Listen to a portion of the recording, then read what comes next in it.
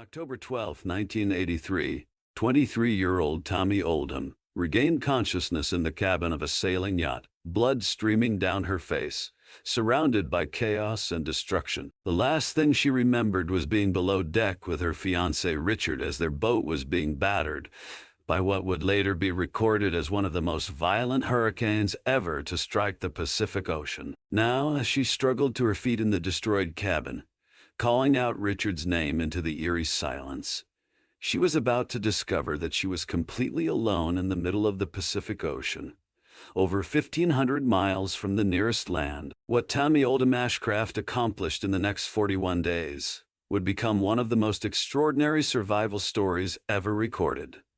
A testament to the power of love, the strength of the human spirit, and the incredible will to live when everything seems hopeless. Tami Oldham was born into a world of adventure and freedom. Growing up in San Diego, California, she was drawn to the ocean from an early age. Unlike most young women of her generation, Tami chose a life of independence and exploration. By her early 20s, she had become an accomplished sailor, working as a yacht delivery captain and living a nomadic lifestyle that took her across the Pacific. In 1983, while working in Tahiti, Tami met Richard Sharp, a 34-year-old British sailor with kind eyes and an adventurous spirit that matched her own. Richard was everything Tami had been looking for: experienced, gentle, and completely devoted to life on the sea. He had spent years sailing around the world, and his knowledge of navigation and seamanship was extraordinary. Their romance bloomed against the backdrop of crystal-clear Tahitian waters and stunning sunsets. They were both free spirits who had found in each other not just love, but a perfect sailing partner. Richard was patient and encouraging, helping Tami refine her already impressive sailing skills. Together, they planned a future of endless adventures on the open ocean. Richard proposed to Tami in the most romantic way imaginable, under a canopy of stars while anchored in a secluded lagoon in Tahiti. She said yes without hesitation, knowing she had found not just her soulmate, but her sailing partner for life. They began planning a wedding that would take place once they returned to California.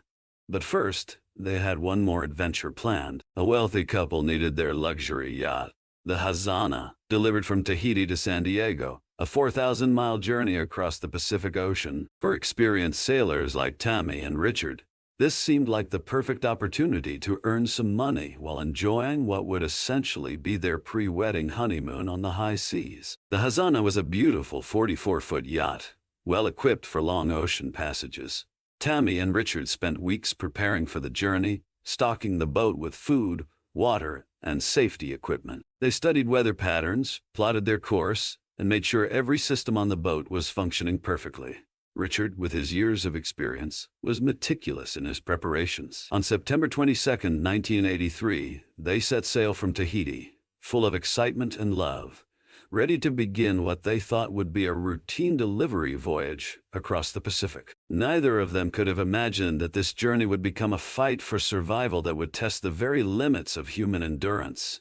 The first weeks of their journey were everything Tami and Richard had dreamed of. The Hazana sailed smoothly across the Pacific, propelled by steady trade winds under brilliant blue skies. They fell into a comfortable routine. Richard typically took the night watches while Tami handled the day shifts, though they often sailed together, talking for hours about their future plans. Tami later described these weeks as some of the happiest of her life. She and Richard were completely in sync, working together as a perfect sailing team. During the day, they would take turns at the wheel while the other rested, read, or prepared meals. In the evenings, they would sit in the cockpit, watching spectacular sunsets and talking about their wedding plans and the sailing adventures they would share as husband and wife. Richard was an excellent teacher, and during these peaceful weeks, he shared advanced navigation techniques with Tami, showing her how to use the sextant for celestial navigation and explaining the subtle art of reading weather patterns from cloud formations and wind shifts.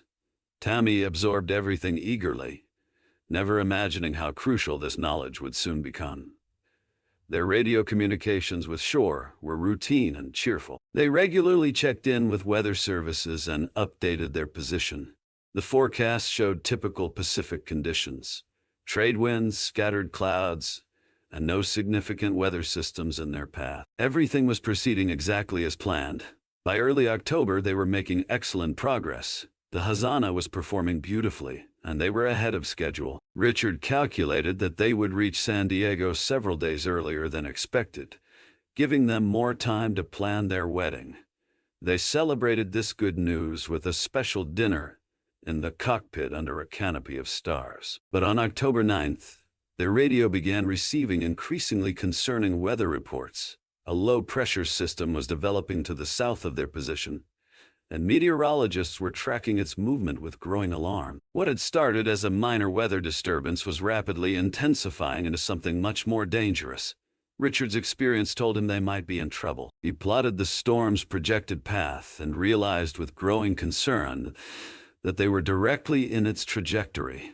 The storm was moving faster than expected and growing stronger by the hour. What had begun as a tropical depression was now being classified as Hurricane Raymond, and it was heading straight for them. They had a choice to make: attempt to outrun the storm by changing course dramatically, or continue on their planned route and hope the hurricane would weaken or change direction.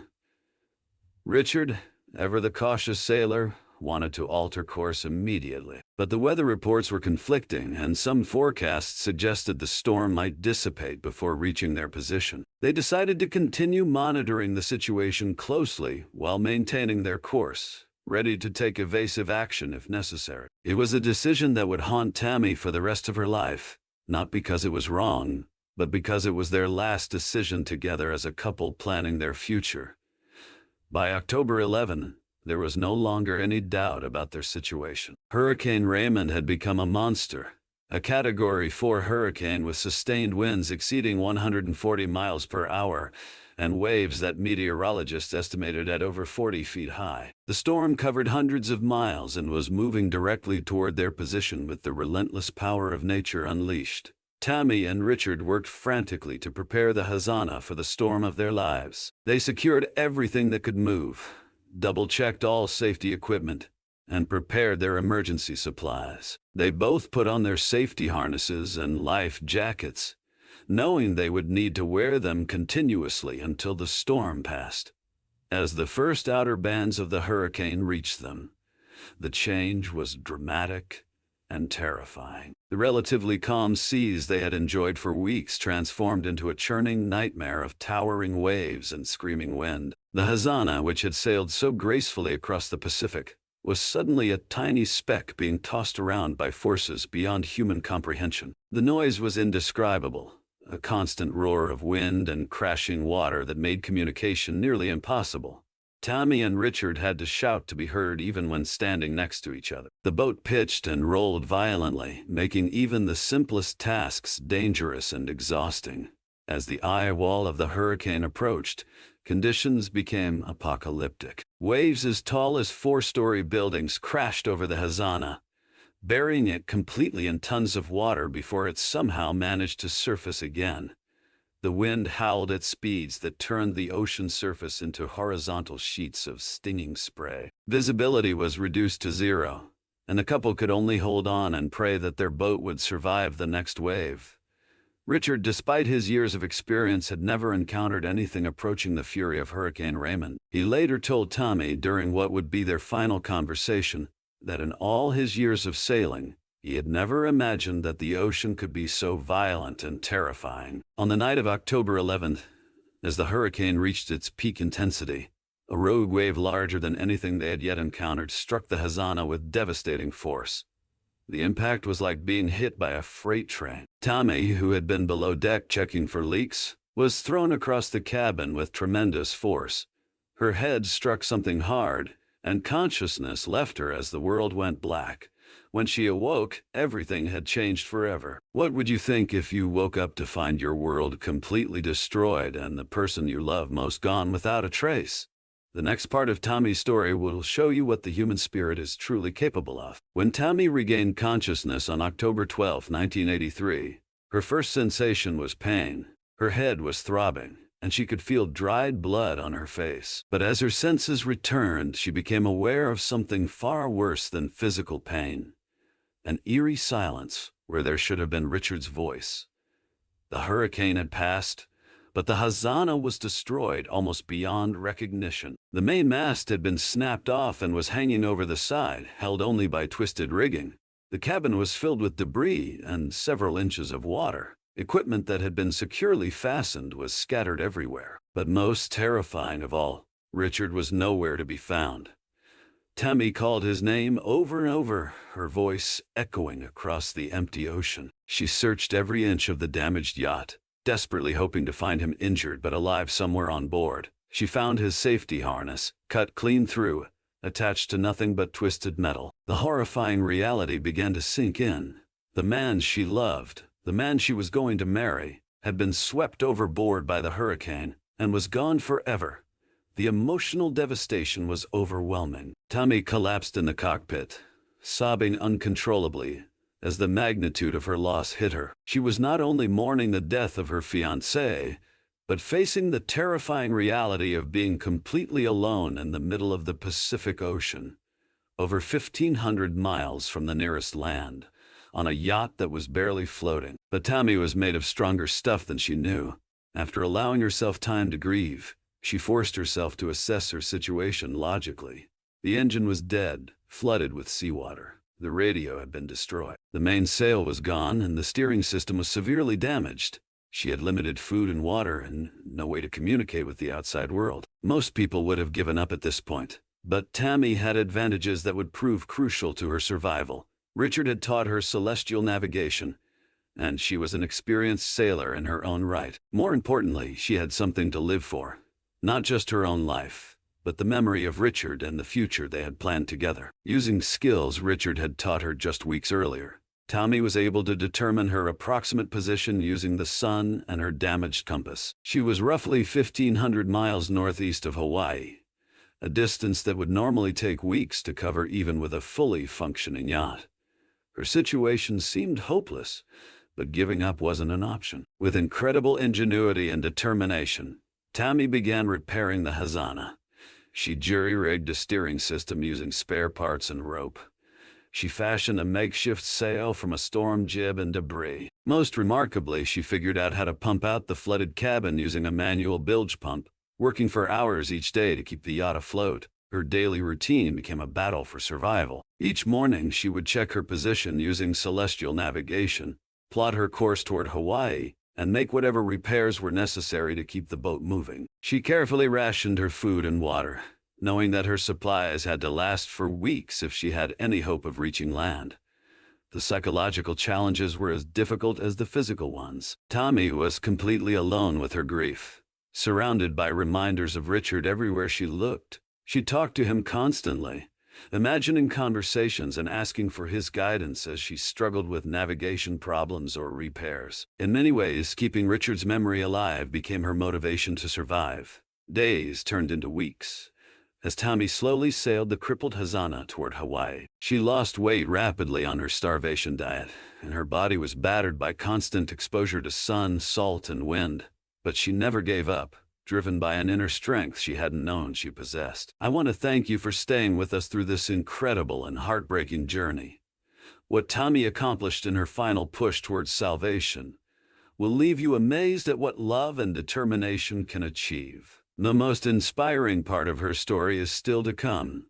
After 41 days alone on the Pacific Ocean, Tami Oldham spotted something on the horizon that made her heart race. Land. The island of Hilo, Hawaii, appeared like a mirage, but this was no illusion. Through sheer determination, incredible seamanship, and navigational skills that Richard had taught her, she had successfully sailed a severely damaged yacht across 1,500 miles of open ocean. The Hazana limped into Hilo Harbor on November 22, 1983, barely afloat.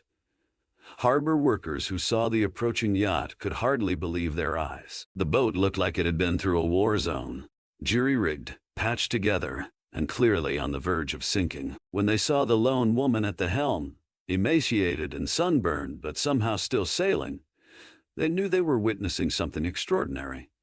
Tami's first words to her rescuers were not about her own condition, but about Richard. She asked frantically if he had been found, holding on to hope that somehow He had survived and been rescued by another vessel. When she learned that no trace of him had ever been discovered, the reality of her loss hit her anew with devastating force. The media attention was immediate and intense. Tami's story of survival captured international headlines. A young woman who had sailed alone across the Pacific on a disabled yacht after losing her fiancé in a hurricane. But the attention felt overwhelming to someone who was still processing profound grief and trauma. Tami was hospitalized for several days to treat dehydration, malnutrition, and her injuries. Physically, she recovered relatively quickly. Emotionally and psychologically, the healing would take much longer. She was suffering from what we now recognize as severe post-traumatic stress disorder, though mental health support for trauma survivors was limited in 1983. The hardest part wasn't the media attention or even the physical recovery. It was learning to live with survivors' guilt. Tami struggled with questions that had no answers. Why had she survived when Richard didn't? Could she have done something different to save him? Was she somehow responsible for his death because she had survived? For years after her rescue, Tami couldn't bring herself to sail again. The ocean, which had once been her greatest love after Richard, now represented loss and trauma. She moved back to California and tried to build a normal life, but she was haunted by nightmares and flashbacks. Simple things like the sound of wind or the sight of sailboats could trigger overwhelming anxiety. It took Tami over a decade to begin healing from her experience. She eventually found love again and married, but she rarely spoke about her time alone on the Pacific. The trauma was too deep, the loss too painful to share except with those closest to her. In 2002, nearly 20 years after her ordeal, Tami finally found the courage to write about her experience in a book called Red Sky in Mourning. The process of writing was therapeutic, allowing her to process emotions she had carried for decades. The book became a bestseller and helped other trauma survivors understand that they weren't alone in their struggles. Tami's story gained renewed attention in 2018 when it was adapted into the movie Adrift, starring Shailene Woodley. While the film took some creative liberties with the actual events, it introduced Tami's incredible story to a new generation and highlighted themes of love, loss, and survival that resonate with audiences worldwide. Today, Tami Oldham Ashcraft is recognized as one of the greatest survival stories in maritime history. Navigation experts have studied her achievement and concluded that what she accomplished should have been impossible for someone with her level of experience. Her ability to navigate using celestial techniques while dealing with severe trauma and physical exhaustion represents a triumph of human determination over seemingly impossible odds. Tami Oldham Ashcraft's story is ultimately about more than survival. It's about the transformative power of love and the incredible strength that can emerge from our deepest pain. Richard Sharp didn't just teach Tami navigation techniques during their time together. He gave her the confidence and skills that would save her life. In a very real sense, his love continued to guide her long after he was gone. Her 41 days alone on the Pacific Ocean represent one of the most remarkable feats of seamanship and survival ever recorded. With a jury-rigged boat, limited supplies, and navigation skills learned just weeks earlier, she accomplished what seasoned mariners with decades of experience might not have been able to do. But perhaps the most important lesson from Tami's story is about resilience and healing. Her survival was just the beginning of a much longer journey to overcome trauma and rebuild her life. Her willingness to eventually share her story has helped countless others who have faced their own survival situations. Whether at sea or in other areas of life, Tami's experience also reminds us that love doesn't end with death. The skills, confidence, and strength that Richard gave her became her tools for survival. In saving herself, she honored his memory and the future they had planned together. What would you have done in Tami's situation? Could you have found the strength to keep going when everything seemed hopeless? Her story challenges us to think about our own inner resources and the power of human determination when faced with impossible odds. If Tami's incredible story moved you, please subscribe to our channel for more amazing tales of human survival and resilience. Hit that notification bell so you don't miss our next video about another remarkable person who refused to give up when everything seemed lost. And let us know in the comments What part of Tami's story inspired you the most? Sometimes the greatest adventures are the ones we never planned to take, and sometimes the greatest strength comes from the love we carry with us, even when we're completely alone.